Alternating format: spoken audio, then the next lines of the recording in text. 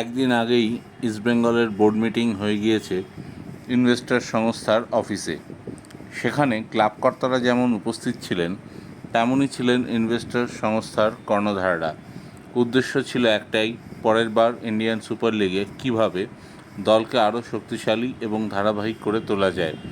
প্রায় 3 ঘন্টার ম্যারাথন বৈঠক শেষে যেটুকু সারমর্ম উঠে এসেছে, তাতে একটা বার্তা পরিষ্কার পাওয়া গিয়েছে। ইমামি বাজেট বাড়াচ্ছে ঠিক কথা, কিন্তু ইস্টবেঙ্গল কর্তারাও অন্য জায়গা থেকেও কিছু টাকা জোগাড় করবেন।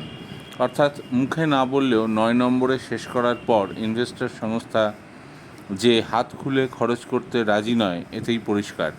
তবে শোনা যাচ্ছে ইস্টবেঙ্গল নাকি এজেন্ট মারফত খোঁজখবর নিচ্ছে পরের বছর 2 ভারতীয় মিডফিল্ডারকে দলে নেওয়ার, এবং এর জন্য বড় পরিমাণ ট্রান্সফার ফি দিতে রাজি তারা। প্রথম টার্গেট আপুইয়া। তিনি মুম্বাই সিটিতে খেলেন, সকলেই জানেন।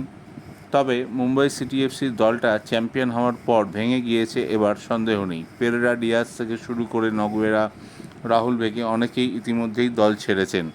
তাই আপুইয়া ভালো প্রস্তাব পেলে কলকাতায় আসবেন না এমন সম্ভাবনাও উড়িয়ে দেওয়া যায় না। তবে 2026 পর্যন্ত তার সঙ্গে চুক্তি রয়েছে মুম্বাইয়ের।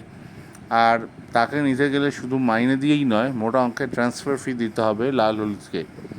এমনটা হবে বলা যাচ্ছে না 100%, তবে ইস্টবেঙ্গল তাদের সর্বশক্তি দিয়ে এই মিজো ফুটবলারকে তুলতে ঝাঁপিয়ে পড়বে, অন্তত ভেতরের খবর তেমনটাই আছে। তার কারণ, মাঝমাঠে যেখানে শফিক চক্রবর্তী এবং সাউল ক্রেসপো অপারেট করেন, দেখা গিয়েছে অধিকাংশ ক্ষেত্রে বিপক্ষ দল যেখানে বেশি আক্রমণাত্মক, সেখানে দুজনেই ডিফেন্স কনসেন্ট্রেট করতে গিয়ে ইস্টবেঙ্গলের কাউন্টার অ্যাটাক তৈরি হয় না, যে সমস্যার কারণে ইস্টবেঙ্গল পাল্টা আক্রমণ করতে পারে না। আপুইয়া এসে গেলে সেই অপশন বেড়ে যাবে কার্লোস কুয়াদ্রাতের হাতে। তিনি এবং সাউল ক্রেসপো জায়গা অদল বদল করে খেলবেন। আসলে ভারতীয় ফুটবল সার্কিটে আপুইয়ার উঠে আসার সময় থেকে তাকে লক্ষ্য করেছেন কার্লোস কুয়াদ্রাত। নর্থ ইস্ট দলে থাকার সময় থেকেই এই স্প্যানিশ কোচ এই মিজো ফুটবলারের গুণমুগ্ধ। এই মুহূর্তে বিশ্ববিদ্যালয়ের পরীক্ষা দেওয়ার কারণে ভারতের জার্সিতে ওয়ার্ল্ড কাপ কোয়ালিফায়ারের ম্যাচ খেলতে পারবেন না আপুইয়া।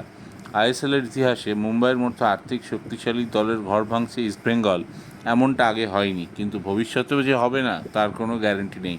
কিন্তু ফুটবলে কোনো কিছুই অসম্ভব নয়। বিশেষ করে ইস্টবেঙ্গল ইনভেস্টর সংস্থা যখন বলেছে দলের চূড়ান্ত নাম প্রকাশ করা হবে তখনই নাকি জানা যাবে বাজেট বেড়েছে কিনা। তাতে আশা করাই যায় আপুইয়া আসতে পারেন লাল হলুদে। তাই দিয়েগো মরিসিওর পর এবার আপুইয়া ইস্টবেঙ্গলের র্যাডারে, একথা বলাই যায়। ও হ্যাঁ, আর সবচেয়ে বড় কথা, আর এক মণিপুরি ফুটবলার সুরেশ ওয়াংজামকেও অফার দিয়েছে ইস্টবেঙ্গল। অন্তত ভেতরে ভেতরে তেমনই খবর রয়েছে। আপুইয়া আর সুরেশ চলে এলে ইস্টবেঙ্গলের মাঝমাঠ অনেকটাই শক্তিশালী হয়ে যাবে, এতে কোনো সন্দেহ নেই। এখন দেখার এই ডিল ইস্টবেঙ্গল ফাইনালি ক্র্যাক করতে পারে কি না। আপনাদের ভালো লাগলে আমার চ্যানেলকে অবশ্যই লাইক এবং সাবস্ক্রাইব করুন। প্লিজ একটু দেখবেন যাতে লাইক এবং সাবস্ক্রাইব হতেই থাকে।